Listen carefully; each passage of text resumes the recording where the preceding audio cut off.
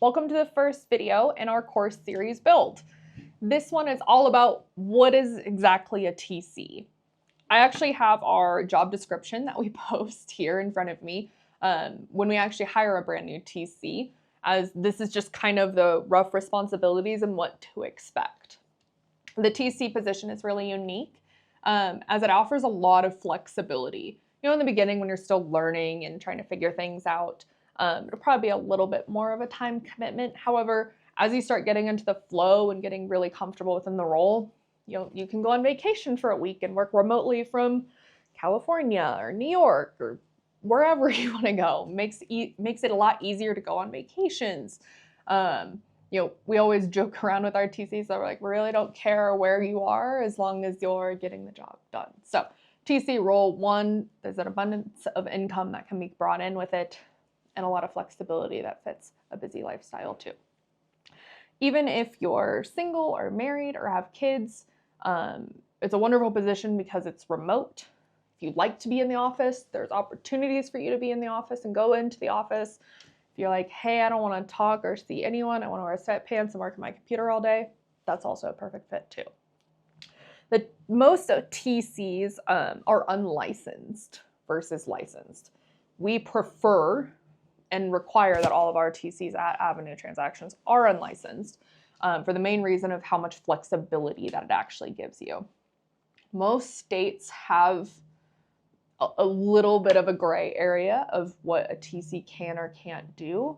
If you're licensed, that gray area is completely gone.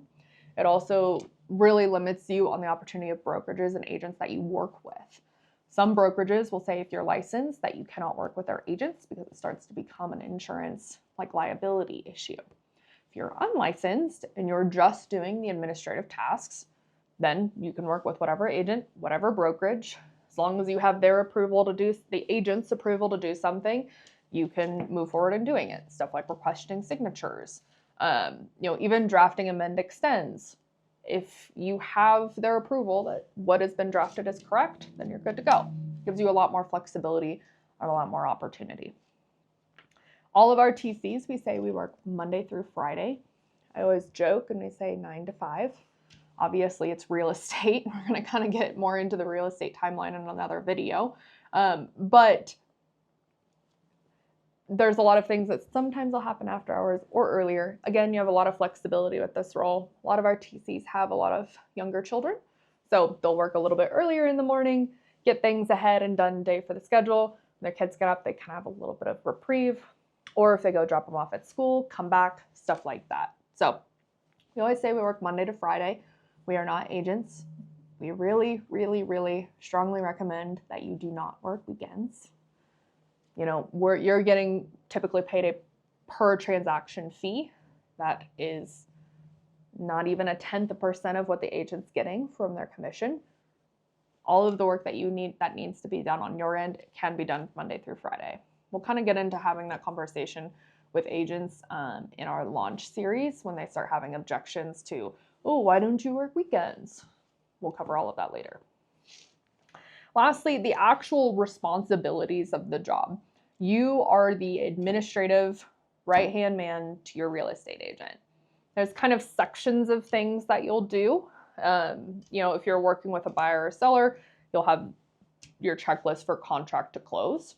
If you're working with an agent who has a listing that's coming up to the market, you might help them work on some administrative stuff for getting that listing ready to actually be put on the market. One of our later videos, again, we're still going to cover what the real estate transaction timeline is, but you are their administrative assistant. NAR says that the average real estate transaction is about 40 hours from initial appointment time to close. So out of that, those only 10 hours actually require a license, and that's where you step in. You are coming in and taking that 30 hours of administrative tasks off their plate. Some of it can be small things like title and lender reach out about very tiny, hey, can we get an amendment for this? Who's the seller? What's the seller's email? What's the plan on this? Those are things that you can step in and take off an agent's plate that are just small, take a couple seconds. You are there to help manage the file and get it to the closing table. We've heard of a bunch of TC companies that have gone down because their TCs have actually caused a file to fall out of contract, whether that's missing deadlines, not following up on things. So this is a very critical and crucial role, and you are integral into the real estate transaction.